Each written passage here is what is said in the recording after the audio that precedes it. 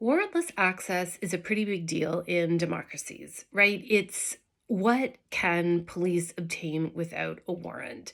So the average police person will tell you that really they should be able to obtain almost anything without a warrant because that would make their investigations go much smoother and quicker. And then on the other end of the spectrum, civil liberties people and probably the average citizen are like, whoa, no, let's make almost everything under warrant. Like, you need to demonstrate really solid probable cause to access my information. That is just not something we want to give to the state, easily. So it's a tension, right? It's a constant tension. It's a spectrum. Where do we find that balance between protecting civil liberties and our privacy, yet making sure that policing agencies can do a somewhat effective job, because we also don't want to live in a place with rampant crime because our police can't do anything about it because they can't access any information. So it's like an ongoing tension, and it's come up really in Canada recently because of Bill C-2. So I was just reading the other day that Bill C-2 has now been broken apart. So the border issues that it was trying to address have now been spun off into Bill C-12. And the warrantless stuff, warrantless access is still wrapped up in Bill C-2. I don't know if it's going to get a new name or how they're going to go forward with it. But the Carney government says, yes, we're still going forward with the idea of updating what police can get without warrant, because it really needs updating, apparently. So it was really the thing that prompted me to make this video today is I came across two articles, and they talk about spectrum from across the political spectrum, one from the CBC and one from the National Post. And both of them, it looks like they went out and tried and wanted to talk to CSIS people directly, saying, okay, what's going on here? Like, you say we're going to be overrun by terrorism. Okay, they didn't really say that, but like, that's the implication you get, right? Like, we can't keep up with our criminal investigations. We can't keep up with our terror investigations. We can't keep up with our Five Eyes partners. Security of Canada is getting really compromised, and soon it's all going to explode. But then, civil liberties groups, law firms, like, I'm reading so much that says, oh my God, we go forward with Bill C-2 as it is, and where nobody's going to have any privacy, and it's going to trample all over the charter, and the justice evaluation is absolutely insufficient. And, we're just going to be giving away our personal information to security agencies, and then they can ship it overseas, and it's just going to be a nightmare in terms of privacy. So the CBC and the National Post went out and talked to a couple of CSIS people who, because they're CSIS people, are like remaining anonymous. So this is not an official CSIS statement on Bill C-2. But unsurprisingly, the CSIS people were shocked, like, oh my gosh, I can't believe there's been so much pushback. It's like, really? You can't believe that?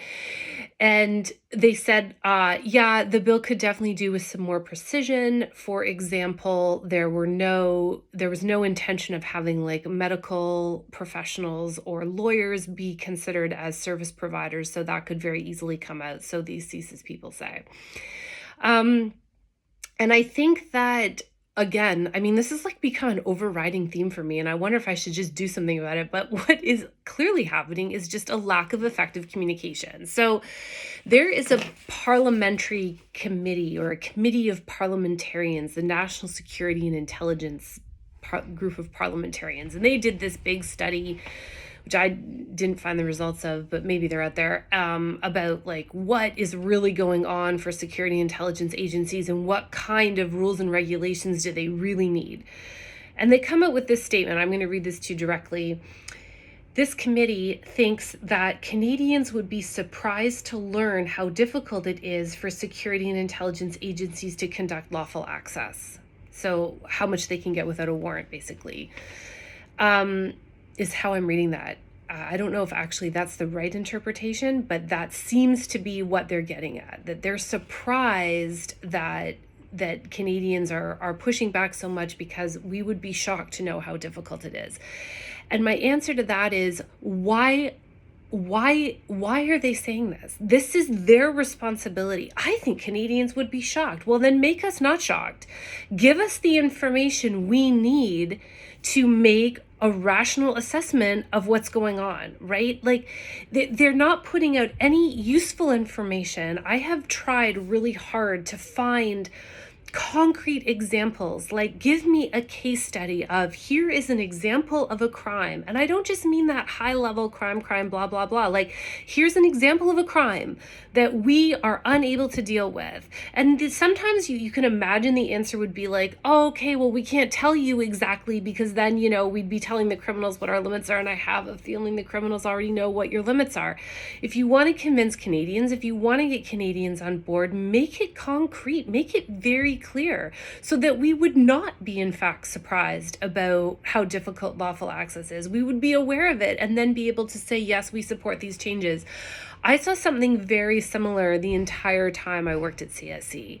Okay, so when you're on the inside, you do get a different view, right? You see the challenges that come up all the time. And I worked a lot in cyber threats. So cyber crime, cyber espionage, and all the cyber components that are used in things like terrorism. I saw that a lot.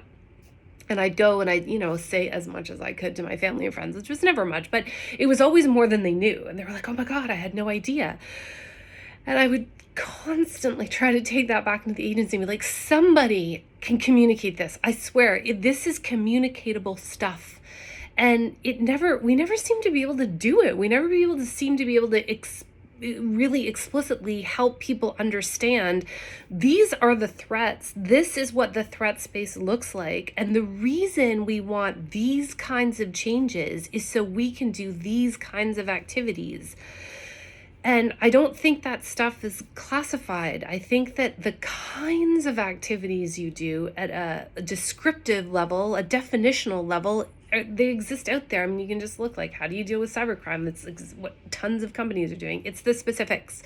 It's the specific tools or the specific targets that would all be classified. So I have sympathy with CSIS in this situation, because I'm sure that they see a lot of stuff that's going on that they really would like to be able to deal with more effectively. I don't know as much about the RCMP, but I'm sure it's the same there. So I do absolutely, genuinely believe that our laws are not up to par when it comes to CSIS and the RCMP and what they need to be able to do to effectively deal with the threats that we're facing. I actually 100% believe that.